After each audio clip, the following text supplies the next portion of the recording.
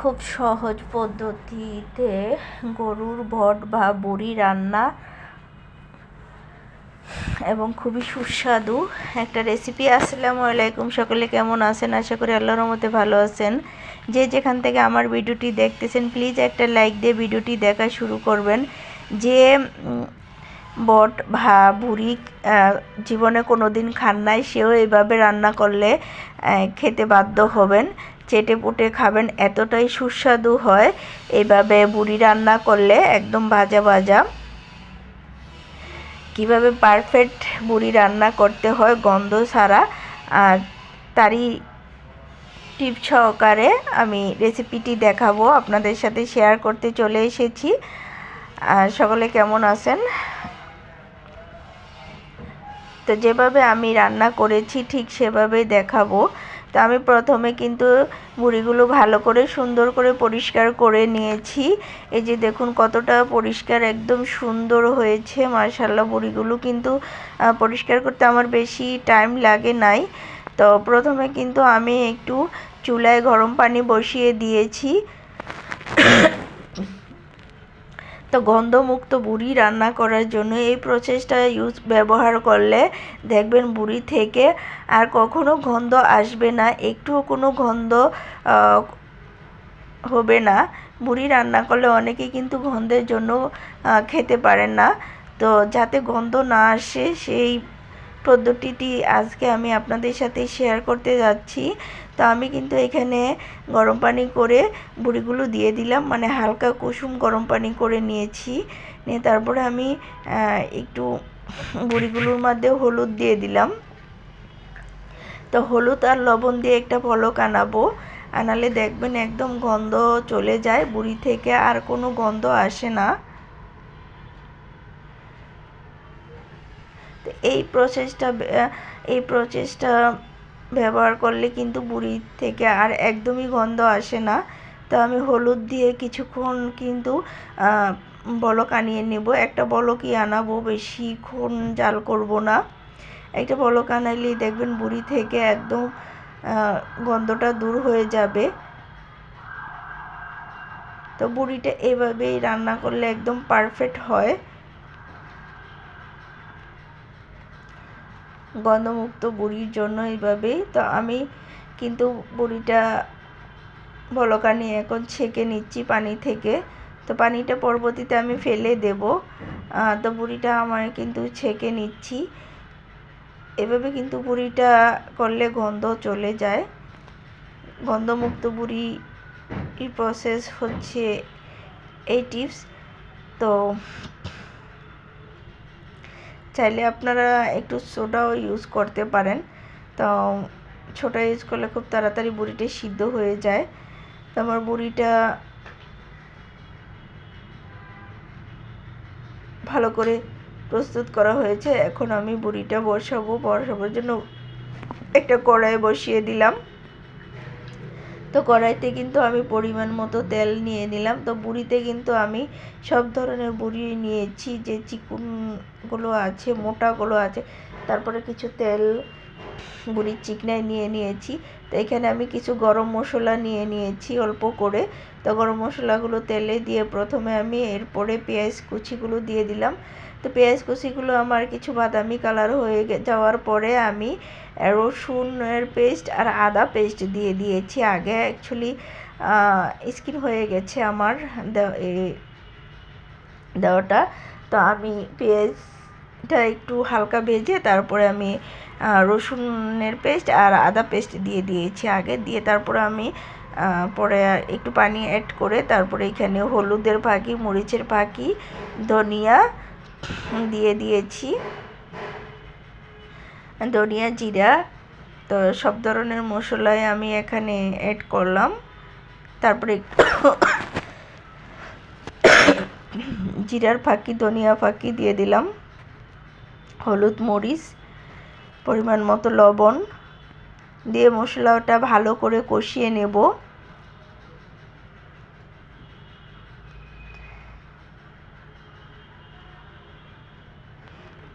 এরপর সামান্য একটু আমি গরম মশলাও দিয়ে দিয়েছি। তো সামান্য একটু গরম মশলা অ্যাড করে নিয়েছি। তো আমি মশলাটা ভালো করে কষিয়ে নেব। আসলে মশলাটা কিন্তু কষানো ভালো হলে খেতেও খুব ভালো লাগে। তো এই যে দেখুন আমার মশলাটা একদম পারফেক্ট কষানো হয়ে গেছে, তেল চিপচিপটে উপরে বেশি উঠেছে। এরপরে আমি বড়িগুলো দিয়ে দিচ্ছি। বড়িগুলো দিয়ে আমি কিছুক্ষণ আবার কষিয়ে নেব। তো বড়িগুলো দিয়ে কিন্তু খুব ভালো করে কিছুক্ষণ কষিয়ে নেব।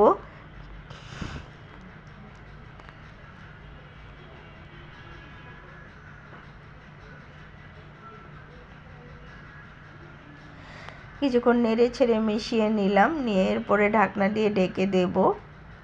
ডেকে কিছুক্ষণ কষানো হতে থাক।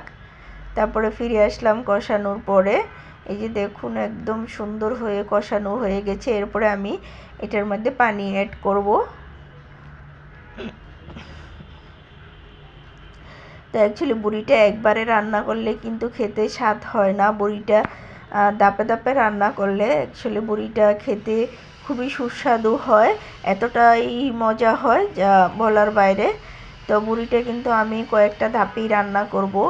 আজ কিছুক্ষণ রান্না করে আমি চুলাটা অফ করে দেব, তারপরে পরের দিন আবার রান্না করব।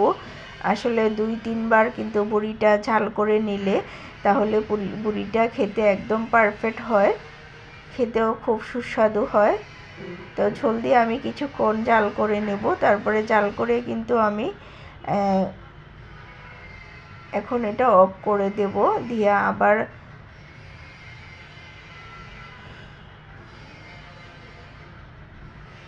পরে আবার রান্না করব। এখন কিন্তু আমার বড়িটা অলরেডি হয়ে গেছে। তো কিন্তু আমি একবারে ভাজা ভাজা করব বড়িটা কয়েকবার জাল করে।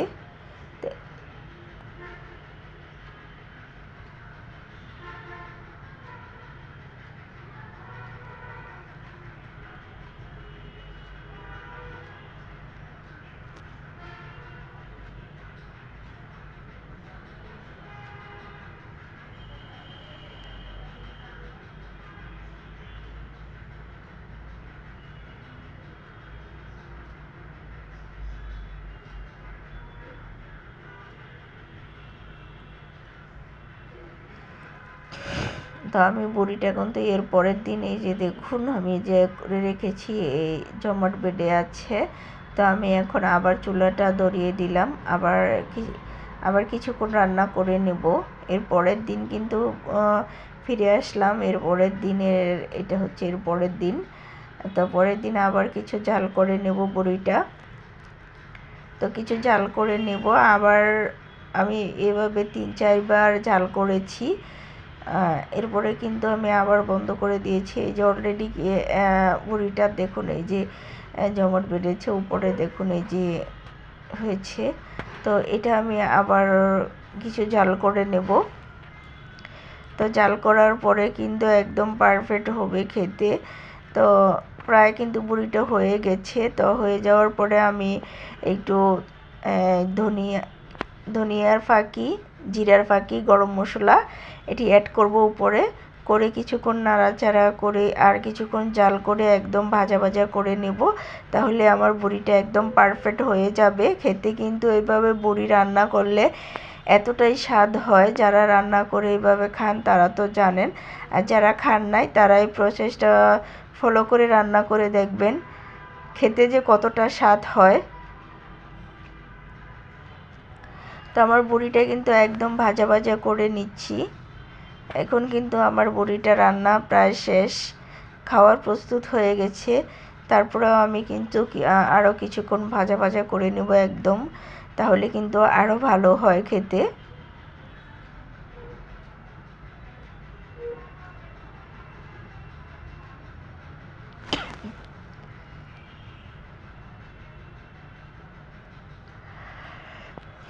কালারটা দেখছেন কতটা সুন্দর হয়েছে, কতটা সুস্বাদু। এটা কিন্তু খেতেও অনেক সুস্বাদু হয়েছে, এতটা সুস্বাদু আমি এই ফার্স্ট টাইম বড়ি রান্না করেছি, আর কখনো রান্না করি নাই। তো ফার্স্ট টাইম বড়ি রান্না করে এতটা স্বাদ হয়েছে। এইভাবে রান্না করার পরে খেতে এতই স্বাদ হয়েছে যা বলার বাইরে। তো আমি কিন্তু আবারও